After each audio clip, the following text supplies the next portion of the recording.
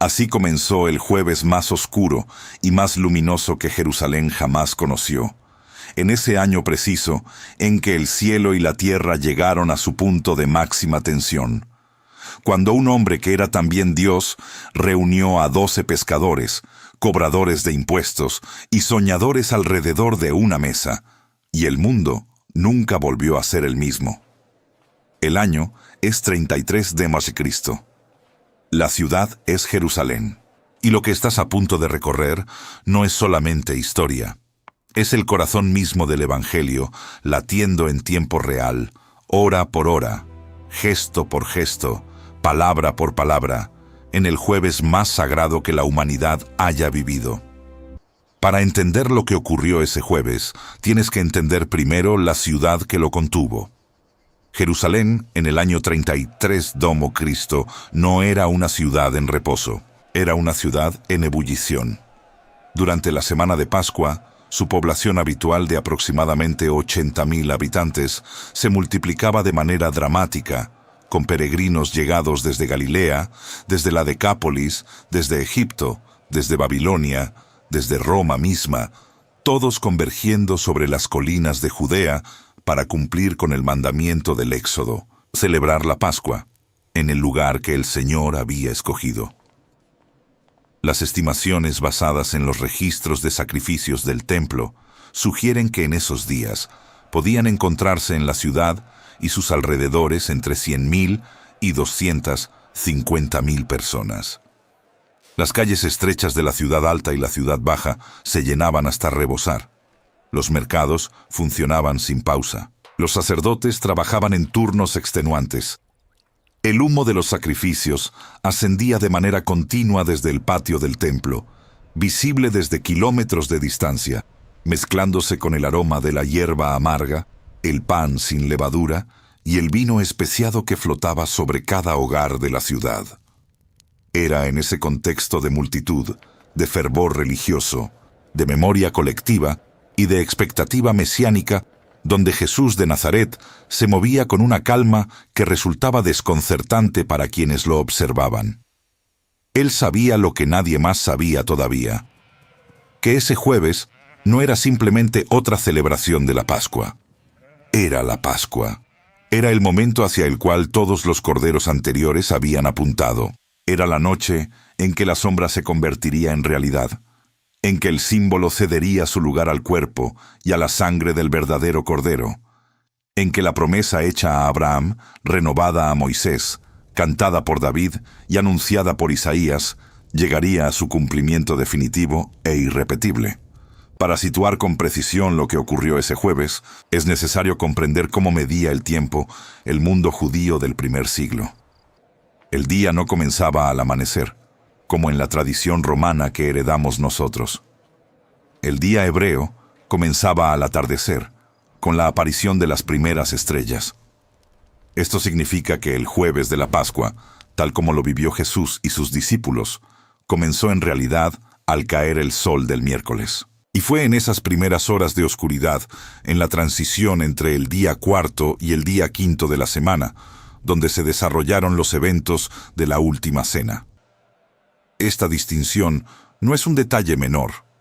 Es la clave que explica por qué el Cordero Pascual era sacrificado por la tarde, antes del anochecer, y consumido durante la noche, y por qué la celebración que Jesús compartió con sus discípulos cumplía con exactitud quirúrgica cada uno de los requisitos establecidos en Éxodo 12.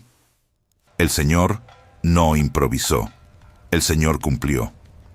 La preparación de la Pascua comenzaba días antes, pero el jueves en cuestión tenía sus propias exigencias rituales que comenzaban desde la mañana. Mateo, Marcos y Lucas coinciden en que fue durante ese día cuando los discípulos se acercaron a Jesús y le preguntaron dónde querían que prepararan la cena pascual. La respuesta de Jesús fue, como tantas otras veces, al mismo tiempo práctica y misteriosa. Les dijo que entraran en la ciudad y que allí encontrarían a un hombre llevando un cántaro de agua, que lo siguieran y que dijeran al dueño de la casa que el maestro preguntaba dónde estaba el aposento donde podría comer la Pascua con sus discípulos.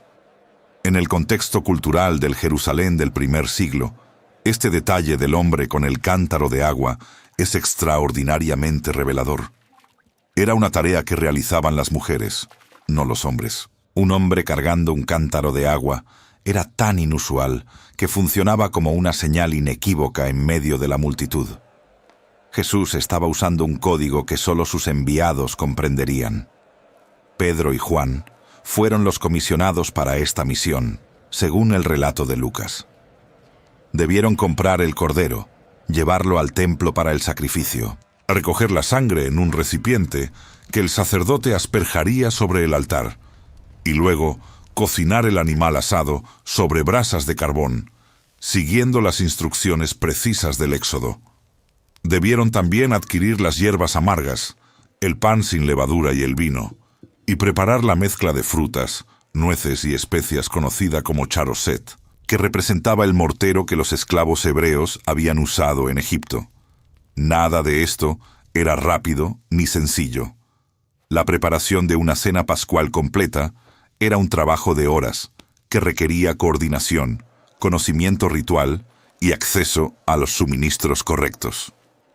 Y todo esto debía completarse antes del atardecer, cuando el nuevo día daba comienzo y la cena podía ser servida. El lugar donde todo esto ocurrió es conocido en la tradición cristiana como el cenáculo, del latín coenaculum, que simplemente significa sala de comer en el piso superior.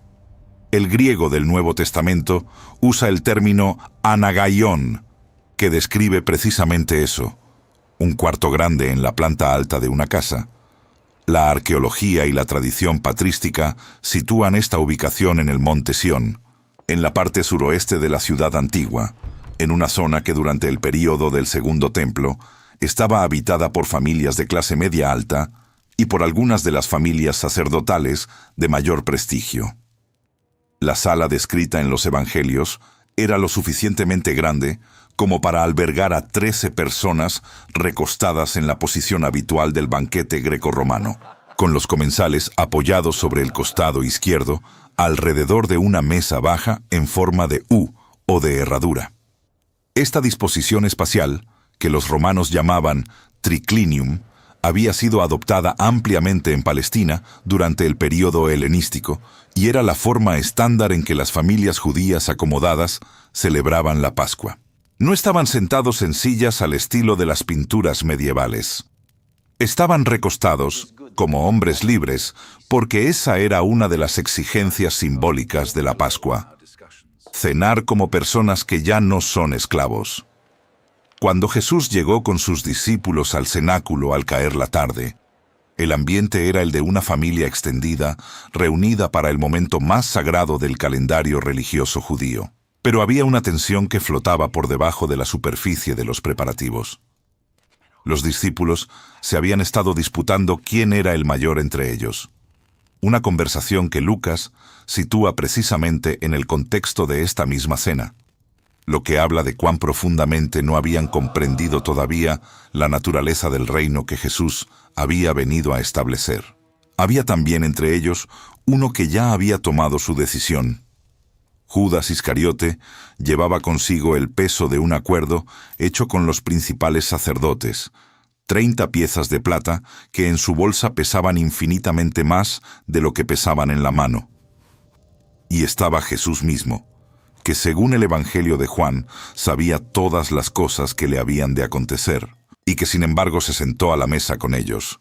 Los miró a los ojos uno por uno, y comenzó la cena. El relato de Juan introduce el primer acto del Jueves Santo con una escena que no aparece en los otros evangelios y que ha sacudido la conciencia de la Iglesia desde el primer siglo hasta hoy. Antes de que comenzara la cena, Jesús se levantó, se quitó el manto exterior, tomó una toalla y la ató alrededor de su cintura. Luego puso agua en una vasija y comenzó a lavar los pies de sus discípulos, secándolos con la toalla. El versículo que introduce esta escena es uno de los más densos teológicamente del Nuevo Testamento. Jesús, sabiendo que el Padre le había dado todas las cosas en las manos y que había salido de Dios y a Dios iba, se levantó de la cena. Juan 13, 3, 4. El evangelista quiere que el lector entienda algo fundamental. Este no es el gesto de alguien que no sabe quién es. Este es el gesto de alguien que sabe perfectamente quién es, y que precisamente por eso se arrodilla. La omnipotencia se inclina. La gloria se ciñe una toalla. El que sostenía los mundos tomó los pies llenos de polvo de sus discípulos y los lavó con sus propias manos. En la cultura del primer siglo, lavar los pies era la tarea del esclavo de menor rango en la casa. Era tan bajo en la jerarquía doméstica que la literatura rabínica de ese período indica que incluso un discípulo judío no debía lavar los pies de su maestro, porque esa tarea era demasiado humillante, incluso para la relación discípulo-maestro. Y aquí estaba el Hijo de Dios haciendo precisamente eso con cada uno de ellos. Cuando llegó a Pedro, el choque fue demasiado para él. «Señor, ¿tú me lavas los pies?» Juan 13, 6. La resistencia de Pedro no era arrogancia, era la incapacidad de integrar en su comprensión del mundo que el Mesías pudiera hacer algo así. Pero Jesús le respondió con una de esas frases que parecen sencillas en la superficie y tienen abismos de profundidad debajo. «Lo que yo hago, tú no lo comprendes ahora, pero lo entenderás después». Juan 13, 7. Y luego añadió algo que lo explicaba todo, aunque ellos aún no podían comprenderlo del todo. «Si no te lavare, no tendrás parte conmigo». Juan 13, 8. La limpieza que Jesús ofrecía con el agua esa noche era una figura de la limpieza que ofrecería con su sangre al día siguiente. El lavamiento de los pies era la lección pedagógica que precedía al aula del Calvario. Cuando terminó de lavarles los pies y volvió a ponerse el manto, Jesús explicó el significado de lo que había hecho con una claridad que no dejaba lugar a confusión. «¿Sabéis lo que os he hecho? Vosotros me llamáis Maestro y Señor, y decís bien, porque lo soy. Pues si yo, el Señor y el Maestro, he lavado vuestros pies, vosotros también debéis lavaros los pies los unos a los otros». Juan 13, 12, 14. La Iglesia recibió ese jueves por la noche no solo un símbolo, sino un modelo estructural de lo que significa el liderazgo cristiano.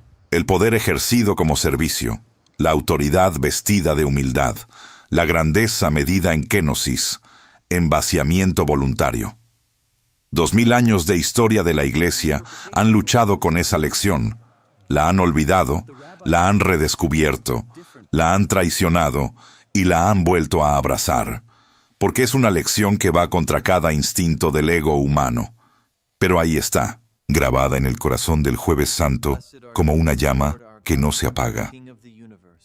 La cena propiamente dicha siguió el orden del Seder pascual, tal como se practicaba en el templo del Segundo Templo. Hay que detenerse aquí para comprender la estructura de este ritual, porque sin esa comprensión es imposible apreciar la magnitud de lo que Jesús estaba haciendo. El Seder pascual no era simplemente una cena, era una liturgia de memoria activa, un evento en el que el participante no recordaba el pasado como algo lejano, sino que lo revivía como presente. Las preguntas rituales que el hijo menor hacía al padre, ¿por qué esta noche es diferente de todas las otras noches?, no eran una curiosidad histórica. Eran la puerta de entrada a una narración que transformaba al participante. Yo fui esclavo en Egipto. Yo fui liberado por el brazo extendido del Señor. Yo comí el pan de la aflicción. Yo crucé el mar. En el pensamiento judío del primer siglo, la Pascua hacía presente la redención original y la anticipaba en el futuro. Era memoria, identidad y esperanza en un mismo ritual. Este Seder seguía una secuencia de 4 copas de vino, cada una con su significado específico tomado de Éxodo 6, 6, 7, donde Dios promete a Israel 4 acciones redencionarias: sacaré, libraré, redimiré, tomaré. La primera copa, llamada la copa de la santificación, abría la celebración con una bendición sobre el vino y una declaración de la santidad del día. Le seguía una porción de hierbas amargas mojadas en agua salada o en vinagre, recordando las lágrimas del cautiverio. Luego venía la narración de la Agadá, el relato del Éxodo, con sus preguntas y respuestas, sus cánticos y sus explicaciones. La segunda copa, la copa de la proclamación o de las plagas, se bebía al final de esta narración, y le seguía la primera parte del Jalel, los Salmos 113 y 114, cantados como himno de gratitud. Entonces venía la comida principal, el cordero pascual, el pan sin levadura, las hierbas amargas, el charoset. Tras la comida, la tercera copa, llamada la copa de la redención o copa de la bendición, sellaba el banquete con acción de gracias. Y la cuarta copa, la copa de consumación, cerraba la liturgia junto con la segunda parte del Jalel, los Salmos 115 al 118, y el gran Jalel, el Salmo 136. Es en el contexto de esta liturgia precisa y cargada de siglos, donde Jesús tomó el pan sin levadura en sus manos durante el momento después de la comida, y dijo algo que ningún celebrante del Seder había dicho jamás. Lucas lo registra así: y tomó el pan y dio gracias, y lo partió, y les dio diciendo: esto es mi cuerpo, que por vosotros es dado. Haced esto en memoria de mí. Lucas 22, 19. Y luego, de manera igualmente solemne y también sin precedente en toda la historia de la liturgia judía, tomó la copa y dijo: esta copa es el nuevo pacto en mi sangre, que por vosotros se derrama. Lucas 22, 20. En ese momento, con esas dos frases, Jesús estaba haciendo algo de una audacia teológica sin paralelo. Estaba reinterpretando el Éxodo entero en función de sí mismo. Estaba diciendo que Él era el Cordero al que todos los corderos anteriores habían señalado. Estaba diciendo que su cuerpo era el pan verdadero, el maná definitivo. Estaba diciendo que su sangre inauguraría el nuevo pacto que Jeremías había profetizado en el capítulo 31, el pacto escrito no en tablas de piedra, sino en el corazón humano. Y estaba instituyendo un rito que sus seguidores repetirían hasta su regreso, una forma de proclamar su muerte y anunciar su venida cada vez que partieran el pan y bebieran la copa. Pablo recoge esta tradición en Primera de Corintios, con una fórmula que los estudiosos del Nuevo Testamento reconocen como uno de los textos más antiguos del canon cristiano, transmitido como tradición litúrgica antes incluso de que los evangelios fueran escritos. Porque yo recibí del Señor lo que también os he enseñado, que el Señor Jesús, la noche que fue entregado, tomó pan, y habiendo dado gracias, lo partió y dijo: tomad, comed. Esto es mi cuerpo, que por vosotros es partido. Haced esto en memoria de mí. Asimismo tomó también la copa, después de haber cenado, diciendo: esta copa es el nuevo pacto en mi sangre. Haced esto todas las veces que la bebiereis, en memoria de mí. Así pues, todas las veces que comiereis este pan y bebiereis esta copa, la muerte del Señor anunciáis hasta que Él venga. Primera de Corintios 11, 23, 26. Cada vez que la iglesia se reúne alrededor de la mesa del Señor, está de regreso en ese cenáculo. Cada fracción del pan es un eco de esas manos que tomaron el matzá y lo partieron con una gravedad que los discípulos todavía no podían comprender del todo. Cada copa es un reflejo de esa copa que Jesús tomó y sobre la cual pronunció palabras que cambiaron la historia del mundo. Fue también en el transcurso de esa misma cena donde Jesús pronunció la revelación más perturbadora de la noche, la que heló el ambiente en el cenáculo con una crudeza que ninguno de los presentes olvidaría jamás. Juan 13, 21 lo registra con una frase breve y devastadora. Jesús se turbó en espíritu y declaró y dijo: de cierto os digo, que uno de vosotros me va a entregar. La consternación fue inmediata. Los discípulos comenzaron a mirarse unos a otros, sin saber de quién hablaba. Pedro hizo señas a Juan, que estaba recostado junto a Jesús en el lugar de honor, para que le preguntara de quién se trataba. Juan, con una intimidad que solo la cercanía física de esa disposición triclínea hacía posible, se recostó sobre el pecho de Jesús y preguntó en voz baja: «Señor, ¿quién es?». Juan 13, 25. La respuesta de Jesús fue dada también en código, un gesto de la cultura del banquete que tenía un significado preciso: «A quien yo diere el pan mojado». Juan 13, 26. Y tomó un trozo de pan, lo mojó en el plato y se lo dio a Judas Iscariote. En el protocolo del banquete del Oriente Próximo antiguo, ofrecer el bocado mojado a alguien era un gesto de honor, un acto de afecto del anfitrión hacia un invitado especial. Hasta el último momento, Jesús estaba ofreciendo a Judas no solo la traición desenmascarada, sino la posibilidad del regreso. Y Judas tomó el pan y salió, y era de noche. Juan 13, 30. Esa brevísima frase con que Juan cierra la salida de Judas es una de las más cargadas de significado teológico en todo el Nuevo Testamento. Era de noche. El evangelista no está simplemente dando un dato meteorológico. En la teología de Juan, la noche es el dominio de quienes eligen caminar lejos de la luz. Judas salió al único tipo de noche que importa. Salió de la presencia de la luz del mundo hacia la oscuridad que había elegido. Y lo que resulta aún más perturbador, cuando se piensa en esto despacio, es que los otros discípulos no entendieron lo que había pasado. Pensaron que Jesús le había dicho que fuera a comprar algo para la fiesta, o que diera algo a los pobres. Juan 13, 29. La traición ocurrió delante de sus ojos, y la malinterpretaron como un encargo doméstico.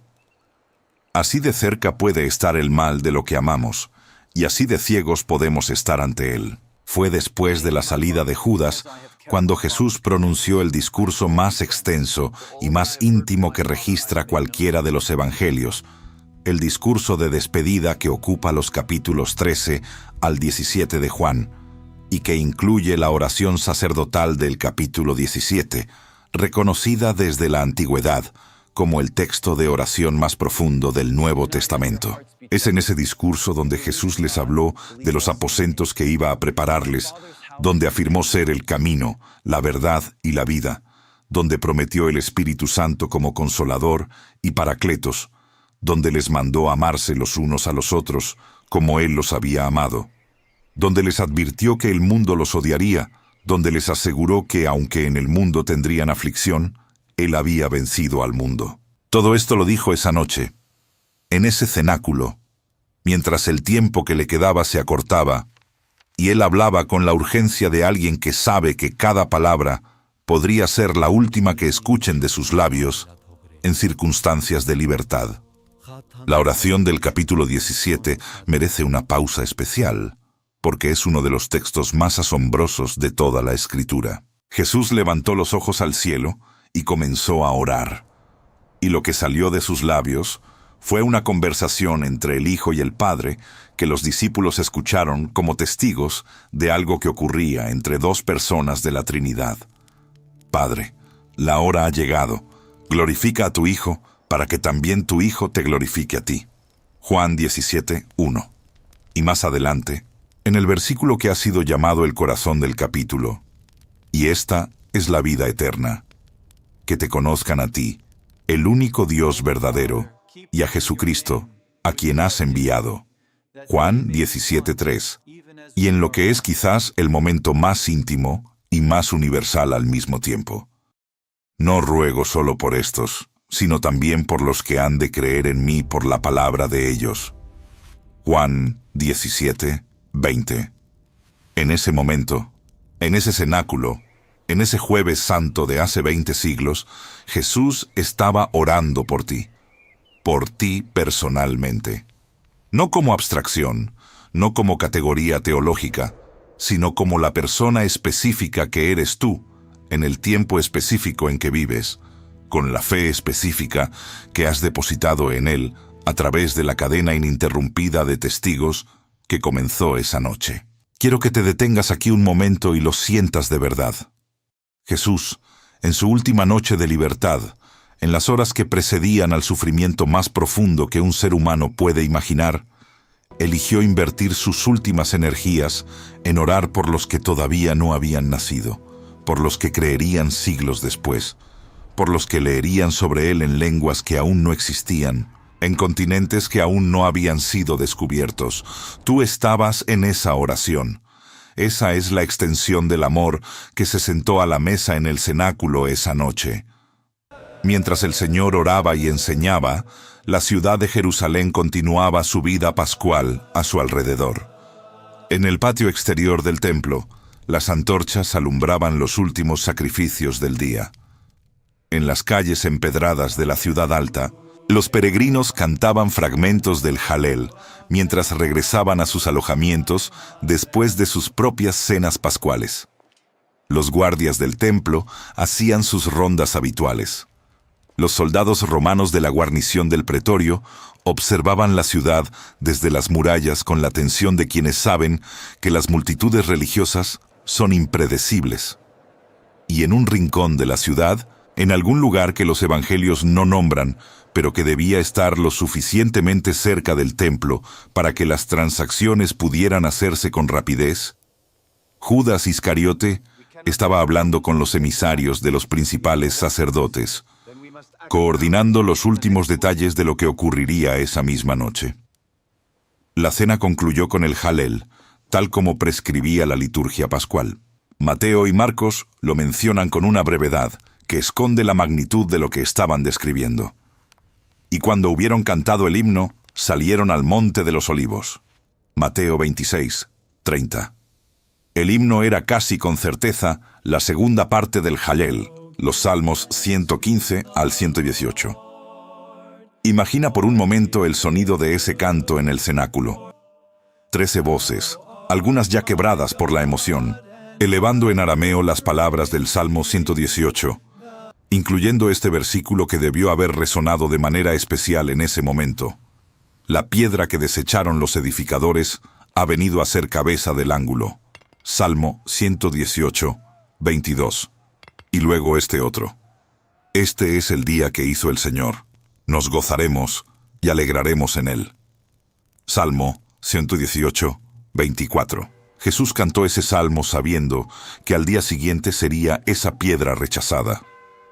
Cantó ese salmo sabiendo que al día siguiente sería el día que el Señor había hecho, el día que cambiaría el calendario de la eternidad.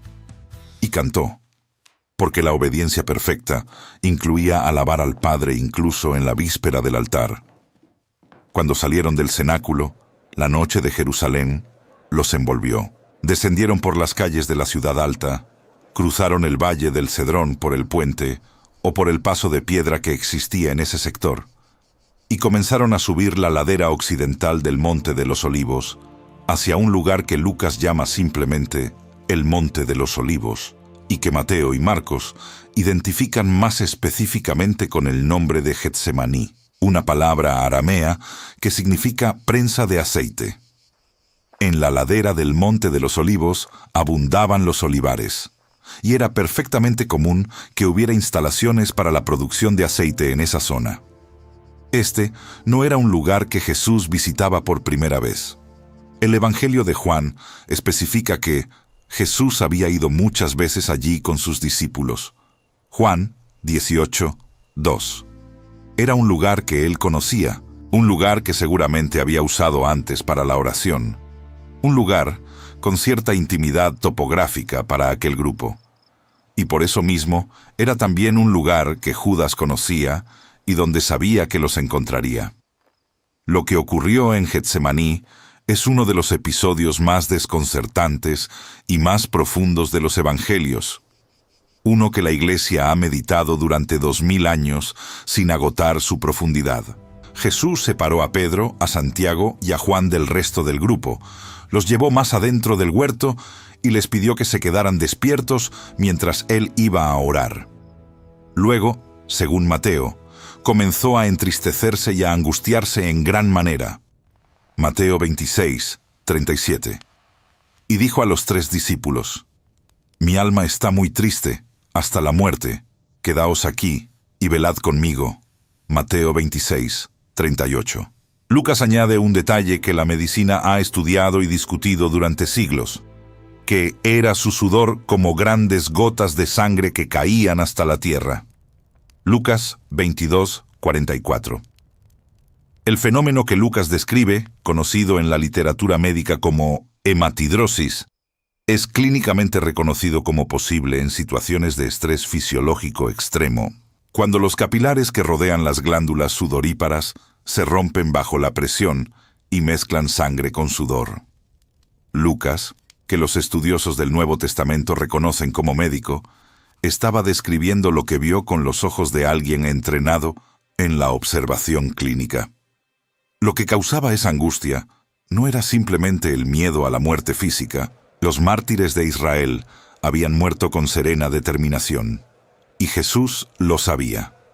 Lo que pesaba sobre él en Getsemaní era algo infinitamente más vasto: la anticipación de cargar con la totalidad del pecado humano, de ser hecho maldición por nosotros, de experimentar la separación del Padre que el pecado produce, de beber la copa de la ira santa de Dios contra todo lo que destruye la creación y la humanidad que Él amaba. Y en ese peso, desde el suelo del huerto, con la tierra húmeda de la noche de primavera bajo sus rodillas, Jesús oró: Padre mío, si es posible, pase de mí esta copa, pero no sea como yo quiero, sino como tú. Mateo 26, 39.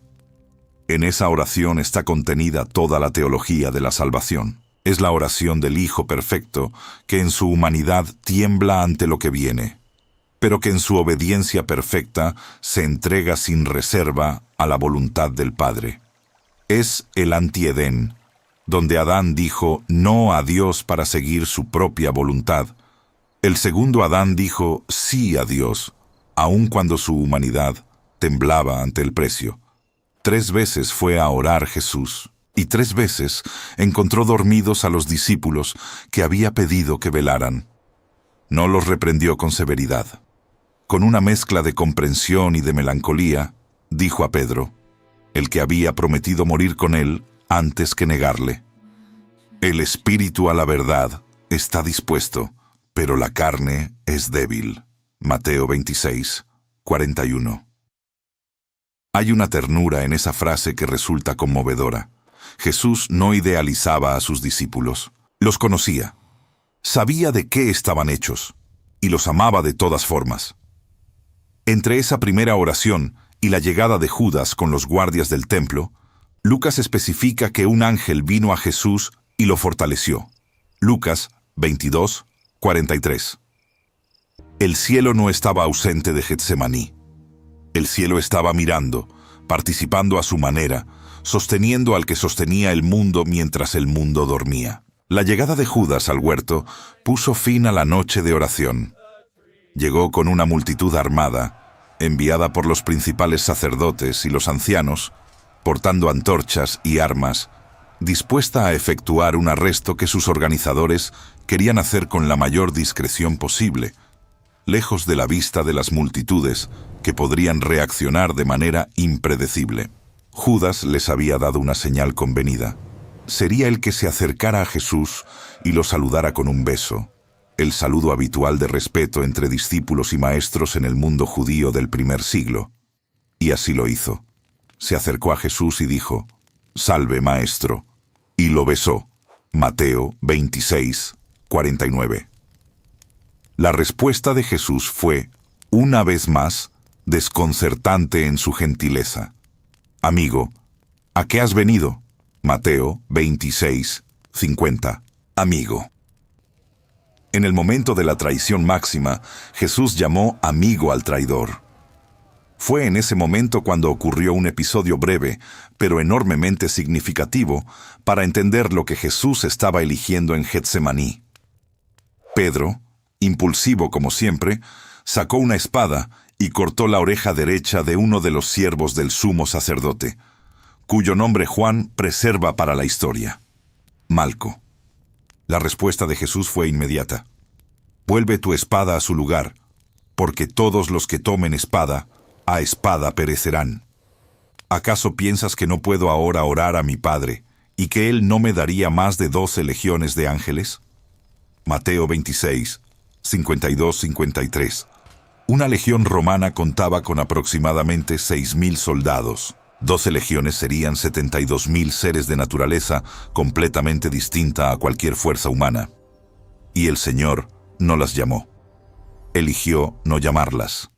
Y luego, en un gesto de misericordia que Lucas es el único en registrar, tocó la oreja de Malco y lo sanó. Juan 18, 10, Lucas 22, 51. El último milagro de sanidad que Jesús realizó antes de su crucifixión fue reparar el daño causado por uno de sus propios discípulos sobre un hombre que venía a arrestarlo.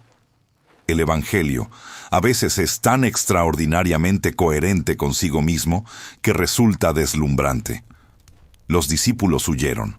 Marcos preserva un detalle críptico que muchos intérpretes han tomado como la marca autobiográfica del propio Marcos en el texto.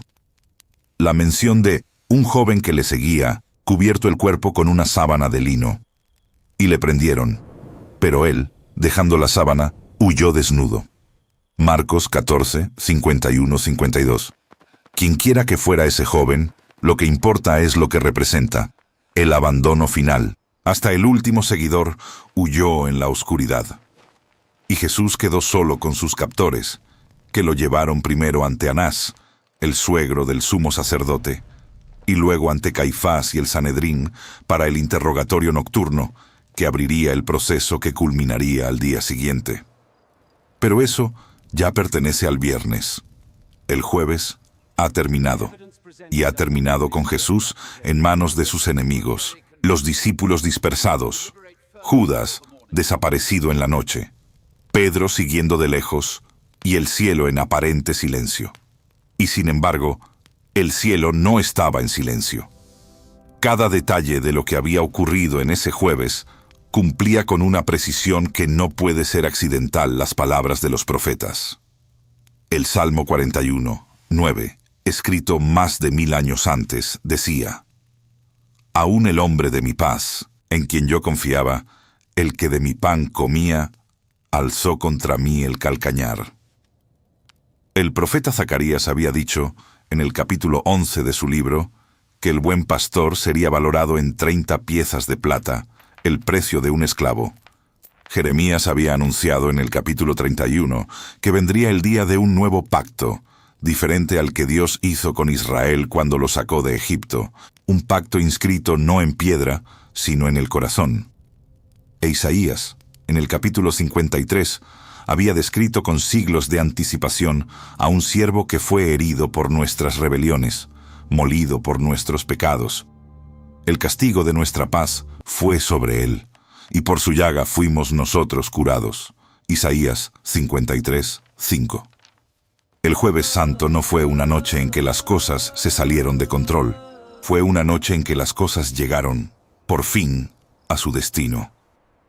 Quiero preguntarte algo de corazón, y quiero que lo lleves al lugar más honesto de tu interior antes de responder. ¿Has tenido alguna vez un momento en que sentiste que Dios estaba orando por ti? ¿Que el cielo te estaba sosteniendo en medio de algo que sentías demasiado grande para tu propia fuerza? Cuéntamelo en los comentarios. Quiero leerlo. Quiero que esta comunidad escuche cómo el Dios del Jueves Santo sigue actuando en la vida real de personas reales en el siglo XXI. Porque eso es exactamente lo que el Jueves Santo te dice a ti hoy.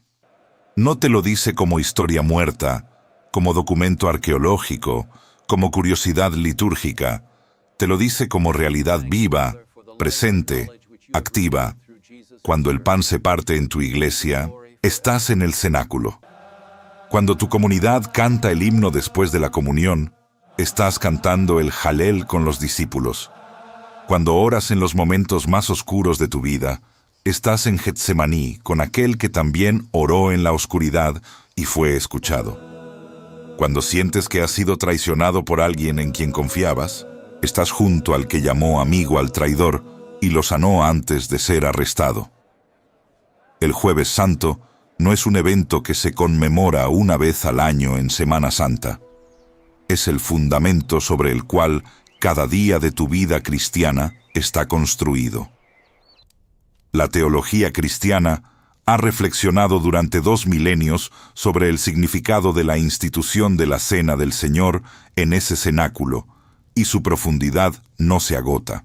Lo que Jesús hizo esa noche al tomar el pan y la copa fue mucho más que crear un ritual. Fue revelar el corazón de Dios hacia la humanidad de una manera que ningún sacrificio anterior había podido hacer con tanta claridad. Los corderos del templo cubrían el pecado de Israel año tras año, en ciclos que nunca terminaban, porque ningún cordero podía quitar definitivamente lo que el pecado había introducido en la creación.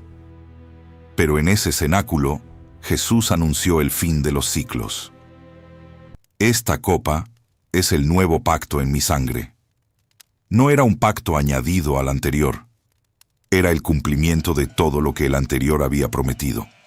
Era la sombra cediendo su lugar a la realidad, el tipo cediendo su lugar al arquetipo, la figura cediendo su lugar a la persona a la que siempre había señalado. El apóstol Pablo, escribiendo a la iglesia de Corinto aproximadamente 20 años después de ese jueves, les recordaba que cada vez que comiereis este pan y bebiereis esta copa, la muerte del Señor anunciáis hasta que Él venga. Primera de Corintios 11, 26. Esa pequeña frase, hasta que Él venga, es de una densidad escatológica extraordinaria. La Cena del Señor no es solo memoria del pasado, es anticipación del futuro. Es el punto en el que el pasado de la redención y el futuro del reino se encuentran en el presente de la fe. Cada vez que la comunidad cristiana parte el pan y bebe la copa, está parada en ese cruce de tiempos, mirando hacia atrás al cenáculo y mirando hacia adelante al banquete del Cordero, que el Apocalipsis anuncia en su capítulo 19. Y en ese cruce de tiempos Jesús está presente, no como recuerdo, como realidad. El lavamiento de los pies, la institución de la Eucaristía, el discurso de despedida, la oración sacerdotal, la agonía de Getsemaní. Cada uno de estos elementos del Jueves Santo revela una dimensión diferente del mismo amor infinito. El lavamiento de los pies revela la humildad de ese amor, su disposición a descender hasta el punto más bajo del servicio. La institución de la cena revela la entrega de ese amor, su disposición a darse a sí mismo como sustento. El discurso de despedida revela la ternura de ese amor, su disposición a consolar antes de que venga el dolor. La oración sacerdotal revela la intercesión de ese amor, su disposición a presentar ante el Padre a todos los que creerían. Y la agonía de Getsemaní revela la profundidad de ese amor, su disposición a beber la copa más amarga que pueda existir para que nosotros nunca tuviéramos que beberla. A lo largo de los siglos, millones de creyentes han celebrado el Jueves Santo con ayuno, con vigilia, con la celebración de la Eucaristía, con el lavamiento de los pies en las comunidades que practican ese rito. En cada generación, la Iglesia ha vuelto a este día con la convicción de que algo ocurrió en ese cenáculo y en ese huerto que trasciende el tiempo y sigue siendo el centro de la fe cristiana. Las catedrales góticas se construyeron como templos para la memoria de ese jueves. Los grandes maestros de la pintura intentaron capturar en lienzo lo que ocurrió en ese aposento alto. Los más profundos teólogos de cada siglo han dedicado sus mejores energías intelectuales a comprender las implicaciones de lo que Jesús hizo cuando tomó el pan y la copa. Y sin embargo, ninguna catedral, ningún lienzo, ningún tratado teológico agota el misterio. Porque el misterio no es una proposición intelectual, es una persona. Es Jesús mismo, que esa noche se inclinó, lavó, partió, derramó, oró y sufrió, por amor. Hoy, mientras lees o escuchas estas palabras, el Jueves Santo te invita a algo específico. No te invita simplemente a admirar lo que ocurrió hace 2000 años con la distancia segura del espectador histórico. Te invita a sentarte a esa mesa. Te invita a dejar que ese Señor que se inclinó ante Pedro se incline también ante ti, y que la resistencia que Pedro sintió, Señor, ¿tú me lavas los pies a mí?, sea superada en ti por la misma comprensión que Pedro alcanzó después. Que sin ese lavamiento, sin esa gracia que se humilla para alcanzarte, no hay parte con Él. Te invita a recibir el pan y la copa, no como ritual vacío, sino como encuentro real con el cuerpo y la sangre del que te amó hasta el extremo. Te invita a orar como Jesús oró en Getsemaní, con honestidad sobre el peso que llevas, con confianza en el Padre que escucha y con la disposición de decir, aunque cueste, no mi voluntad sino la tuya. El Jueves Santo no termina con el arresto en el huerto. El Jueves Santo termina con una promesa que Jesús hizo en el cenáculo y que todavía está en pie. Y si me fuere y os prepararé lugar, vendré otra vez, y os tomaré a mí mismo, para que donde yo estoy, vosotros también estéis. Juan 14:3. El arresto, el proceso, el madero, el sepulcro, todo eso vendrá. Pero al final de ese camino que el jueves santifica, está la resurrección, está la ascensión y está la promesa de un regreso. El que se inclinó a lavar los pies volverá. El que partió el pan volverá. El que oró por ti en el capítulo 17 de Juan volverá. Y cuando vuelva, el jueves que comenzó esa noche en el cenáculo, encontrará su consumación en el banquete que no tendrá fin. Llevas ahora en el corazón el jueves más sagrado de la historia. No lo guardes solo para ti. Hay alguien en tu vida, un amigo que se alejó de la fe, un familiar que nunca ha escuchado esto con esta profundidad, alguien que está atravesando su propio Getsemaní sin saber que no está solo, que necesita escuchar que esa noche Jesús también oró por él, también partió el pan por ella, también eligió la copa por amor a esa vida específica. Comparte este video con esa persona. Sé el mensajero que el cenáculo necesita en el siglo XXI. Y si aún no formas parte de esta comunidad, suscríbete hoy, porque cada semana seguimos recorriendo juntos las verdades que sostienen la fe, con la misma profundidad, con la misma pasión, con el mismo pan partido y la misma copa derramada como centro de todo.